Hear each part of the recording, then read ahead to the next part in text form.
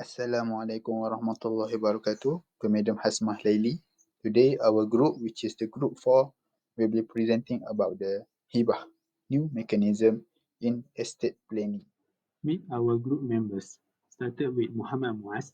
Student ID is 2023399357.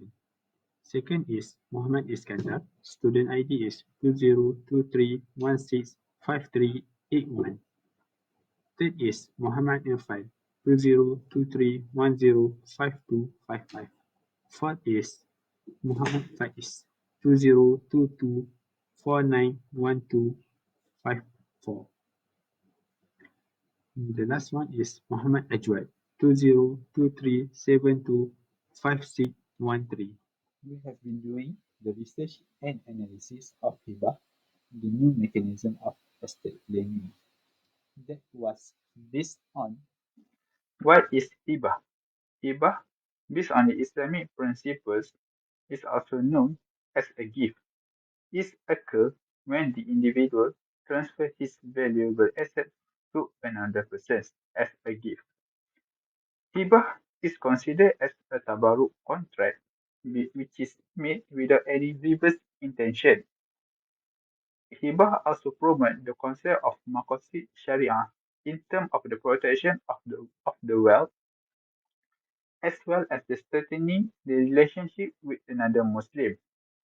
It is also used as asset planning distributions for the family. Next, in context of the modern practice in Malaysia, HIBAH is one of the supporting financial instruments used by Muslims to the intended beneficiaries in relation to a specific asset, whereby the ownership of the asset transferred to the beneficiary during the donor's lifetime or in a certain limited circumstances, with a condition it was passed over after the donor passed away. It is also considered as commercial hibah, and the act of giving hibah is a form of incentive, dividends, and many more. Hibah is unilateral because the individual Islamic banks only. It is because by their own discretion and must not be interest-based, unlike the benefits offered by the conventional account. And on 31st July, Bank Negara Malaysia had issued a reference of hibah.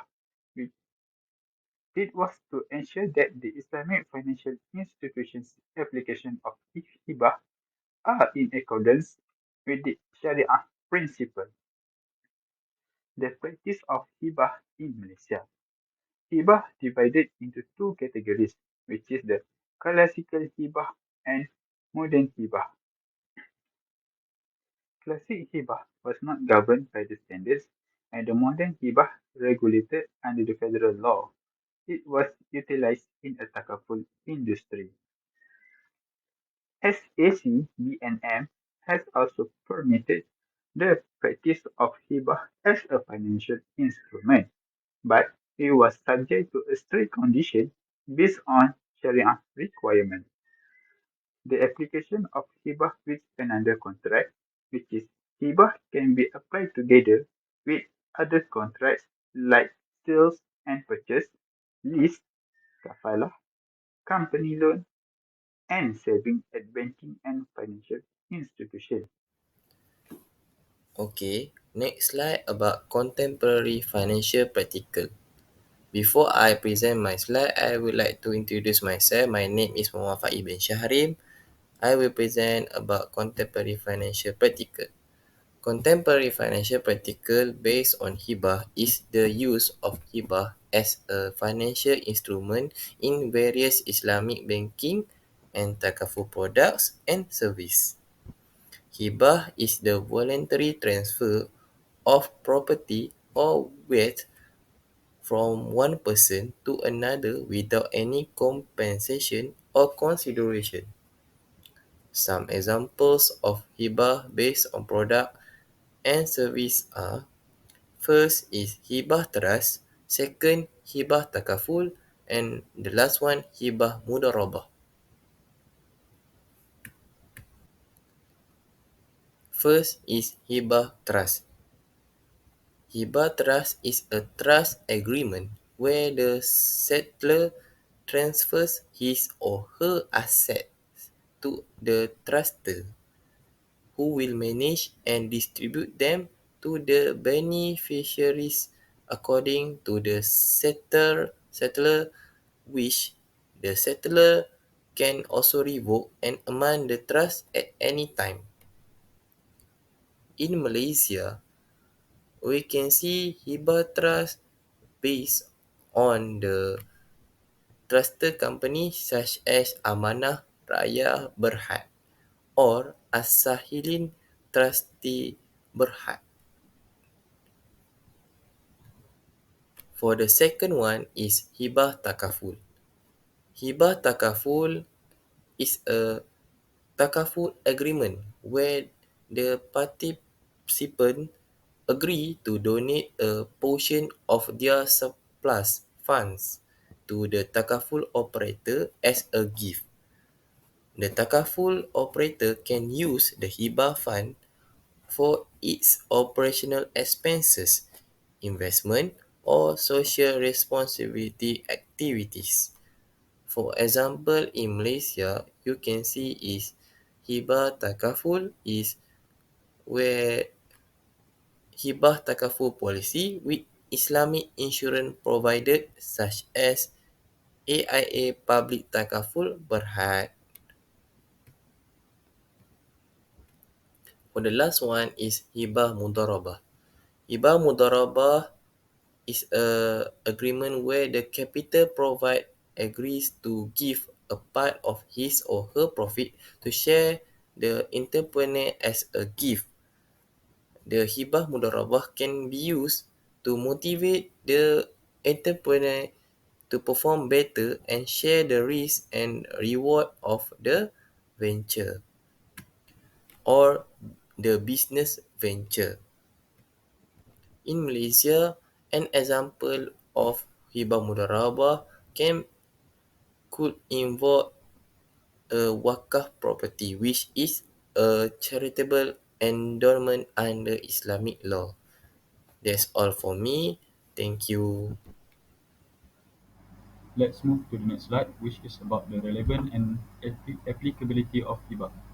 Here is an analysis of the relevance and applicability of HIBAH. The first one is Islamic finance. HIBAH is highly relevant in Islamic finance as it aligns with Islamic principle of wealth distribution and philanthropy. It allows individuals to transfer their wealth during their lifetime as a gift to his or charitable causes.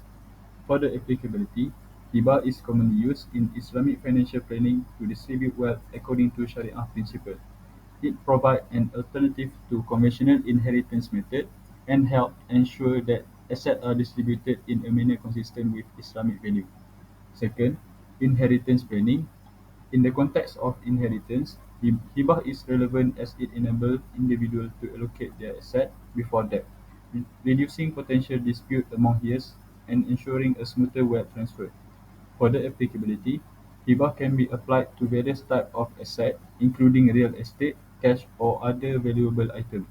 By making a HIBAH, a person can specify the distribution of their asset according to Islamic inheritance law. Thirdly, charitable giving. HIBAH is relevant to charitable giving as it allows individuals to donate their wealth to charitable causes or organizations during their lifetime, promoting social welfare and community development.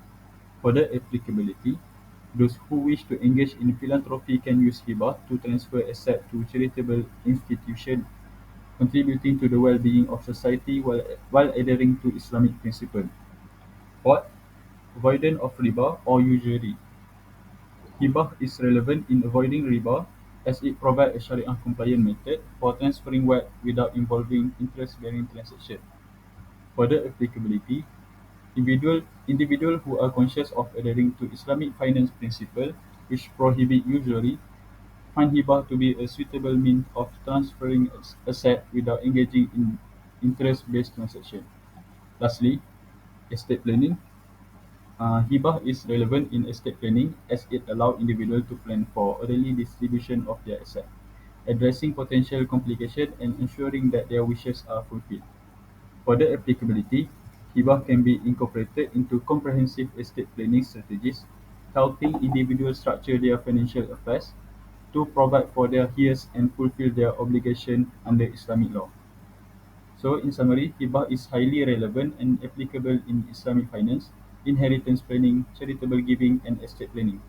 It offers a Sharia-compliant method for individuals to transfer their wealth, fostering a sense of social responsibility and ensuring the proper distribution of assets according to Islamic principles. Now, let us move to compare and contrast Islamic financial practices with conventional practices in hibah in estate planning. Assalamualaikum, my name is Muhammad Iskandar and I will explain on compare and contrast on Islamic financial part in hibah in estate planning. So, my first point is asset ownership and use. In Islamic finance, hibah often involves the transfer of ownership of an asset as a whole. Then, my second point is its principle. Islamic hibah strictly adheres to Sharia principles, ensuring that the gift doesn't involve any prohibited element such as riba or what we call usury or gharar, as we can call it as uncertainty.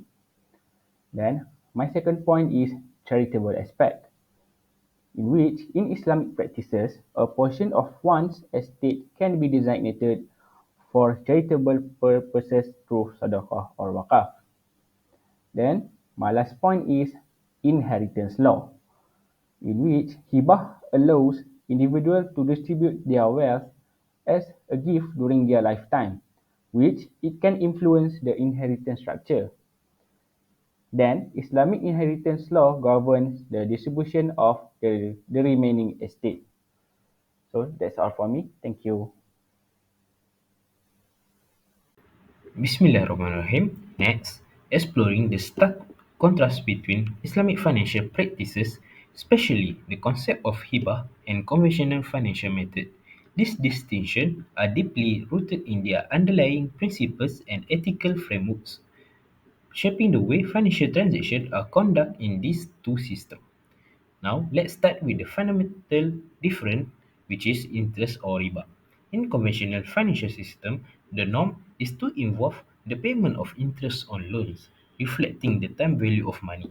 However, in Islamic finance, the concept of riba is considered exploitative and goes against fundamental Islamic principles. Next, moving on to risk and profit sharing, we encounter another noteworthy difference. Conventional financial systems often rely on fixed interest rates, whether the burden of risk is primarily borne by the borrower. Profit sharing is less common, and financial institutions are not as directly involved in operational risk of the business they fund. In contrast, Islamic finance encourages risk sharing and profit sharing arrangements, promoting a more equitable distribution of both gains and loans. Let's now we explore the concept of asset-backed financing. Conventional financing may involve unsecured loans, and the emphasis may lean towards creditworthiness rather than the backing of specific assets. This, a- this approach can result in a higher degree of financial leverage. On the other hand, Islamic finance places a strong emphasis on asset-backed financing, ensuring that financial transactions are tied to tangible assets or services. This is not only provide a more ethical basis for financial dealings, but also foster a system that is more transparent and grounded. In conclusion, hibah in Malaysia is a versatile concept applied both traditionally and in modern financial contexts. Its legal framework, especially in the takaful industry, has evolved to provide clear guidelines with specific attention given to conditional hibah. The practice reflects the balance between Islamic principles and contemporary financial system. I think that's all from our group presentation. Thank you.